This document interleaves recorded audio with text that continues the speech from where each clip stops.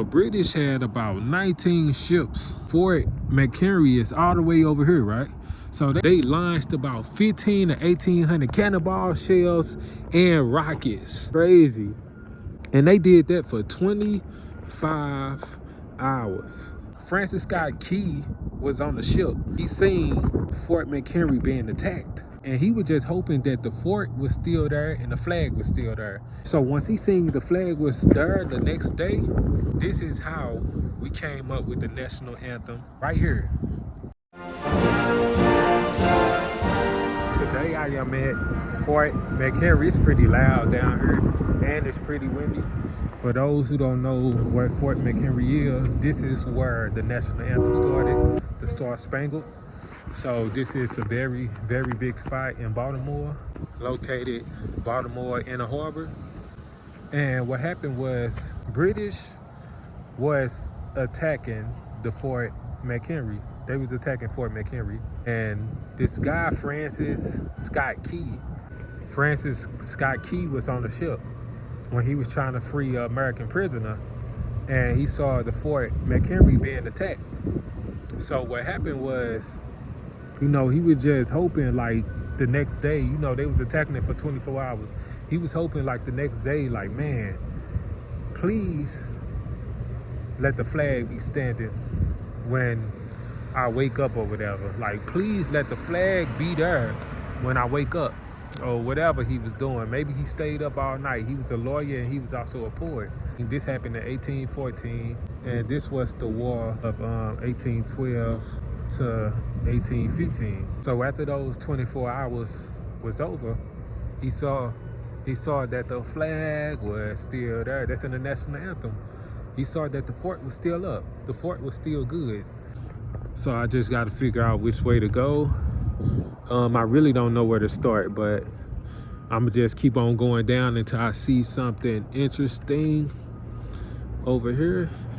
I would think after 400, 500 videos that I'd be comfortable filming in public, but I'm still not comfortable at all.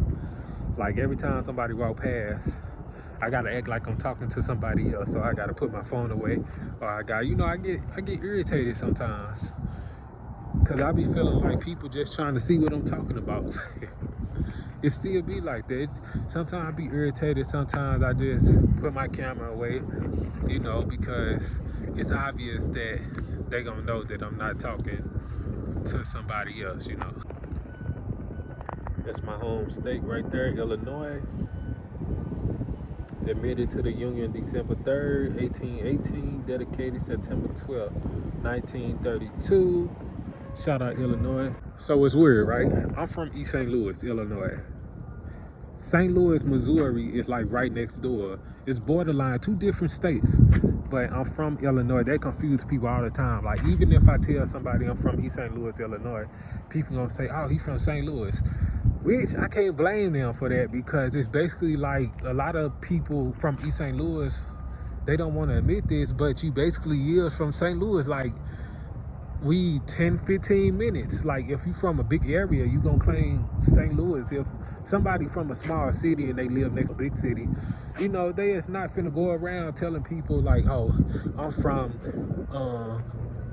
Pico, I'm from I'm from Blacksburg or something like that. No, you gonna say the biggest city where you from. I mean, if you like 2-3 hours from a big city, you probably gonna say a small city. But if you close like 30 minutes from that city, you gonna say, you know what you gonna say? You gonna say the big city, you know, because a lot of people don't know, But you can say a small detail. You can say, oh, I'm from St. Louis, but I'm really from a small city called East St. Louis, you know? You know, that's how it is.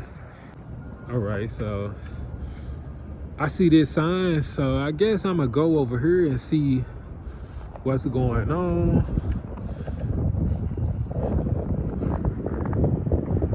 You can go inside, but it costs about $15, $20, and I'm not trying to pay that. I can just pull up some pictures or something like that to see what's in there, but I'm not gonna pay $15, $20 right now. That's not my plan. Sometimes we don't always gotta spend something. We can go see things for free, you know. I'd be really broke if I paid for everything I vlogged, you know. right, so it's an orphanage right here, and I don't know if I'm gonna go all the way to the statue because, man, and what this statue is celebrating is honoring Francis Scott Key and the soldiers who protected Baltimore, who protected Fort McHenry, who just protected in the War of 1812. The War 1812 lasted from 1812 to 1815. They just so happened to call it the War of 1812. So they protected Fort McHenry in 1814. So that's when it happened, 1814, but it was the War of 1812, if that makes sense. You know why people like Donald Trump? I don't like him, but it's because he's relatable. He don't use these big words, you know. He don't use big words. He can relate to people with basic vocabulary. Like, let's say this statue. This statue is very, very big. It's very magnificent. Our soldiers will be proud. It's very magnificent. You know, I be trying to talk like I'm the very good builder. That's all he say. You feel me? That's why people, and that's the same with me. I hope y'all can relate to me. I hope y'all understand what I'm talking about, because that's how it be. All right, so we have a trail, and it's a lot of people that come up in here with their bikes. They come up in here they just come up in here and walking dogs and stuff like that. So it's very walkable. Fort McHenry is very walkable, as you can see.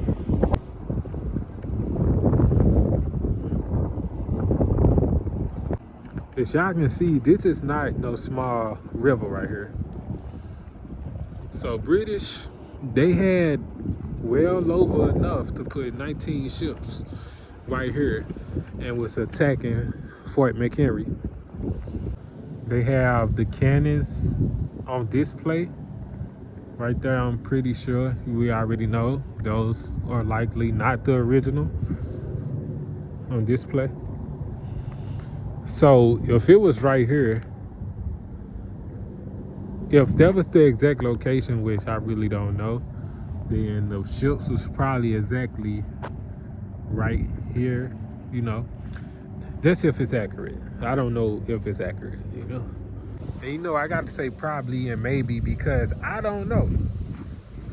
Who knows? It could be original. I don't know if it's original or not. It just feels so good, like, just to be walking in the footsteps of stuff like this, you know. Like, this is history. This is real history right here. Like, when I'm going to Tupac house, like, man, how much influence he had, Martin Luther King, Abraham Lincoln, just so much history, man. Like, how can you not love history? A lot of people like history, but they don't love history, man. Like, the people that you look up to, the people that fought for this, you know, fought for us, fought for our freedom, fought for this country, you know, we gotta pay them respect, you know. We just have to pay them respect and know that we are very lucky to be alive and still get to see things like this, get to see history, you know. And that's with everything. We still get to eat, you know, wake up every day, just being grateful, you know. I'm grateful for this, grateful for God, you know. As you can tell, I'm a very Christian man. This is a very long walk. I think I might come out here in the summer, like in the springtime, bring me something to eat, just sit down, relax, you know. Okay, so we have some cannons, but they are covered up. I don't know if them are the original artilleries or if they are replicas. So they got them covered up. They said it's a mix of both of them, so I feel like them are replicas. I really don't know. Let's check over here. See, it's the gun deck in front of you is partial representation of the Fort's 1814 water battery. Made up of 26 cannons in 2 tiers, the water battery comprised primary means of defense. So I really don't know. You know, we just gonna say DM replica right now. As you can see, it costs to get in, but you know, it's cost $15 per person to get in. An annual pass, $45, which I feel like the only reason you would need an annual pass if you was a teacher, maybe taking kids on a field trip or something like that, or a principal, whatever, a school. But I probably only want to see this for one time in my life, you know, unless I take somebody else, then maybe, but this could be the last time. Now, this is, I've been told that this is the original masonry, so original bricks. Every once in a while they might see a brick crack and got to replace them, but overall this is the original building right here.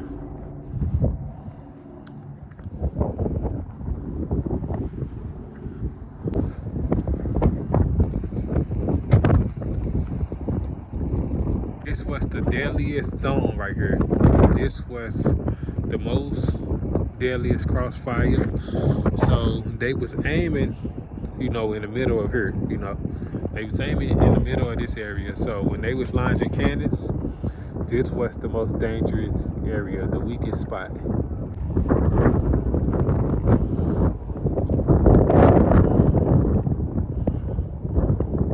Assuming I can go up in here.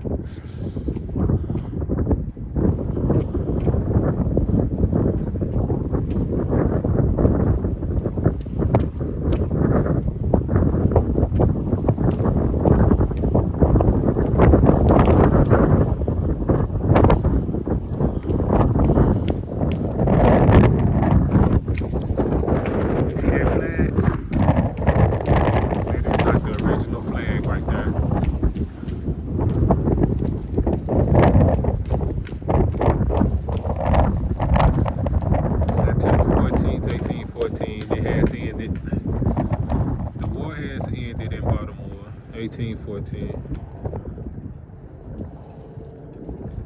And all eyes stare at the large 30 by 42 foot American flag.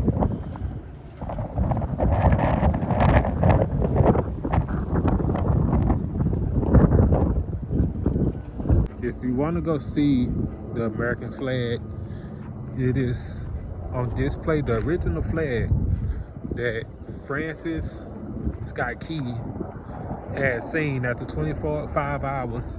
The flag was still up. It is on display at a museum in DC. I forgot the name of the museum, but it is on display in DC. I feel like it makes more sense to keep it right here, but at the same time, it don't be too much traffic down here. So I can understand both of us, you know. I can really understand both of us. Look like a military helicopter right there.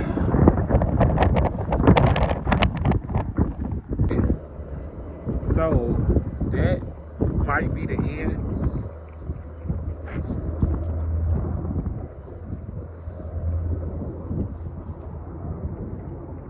Okay, I had to get my thumbnail. That is likely the end of the video. I am at the deadliest spot of the war right now, so I gotta hurry up and get out of here. I'm gone.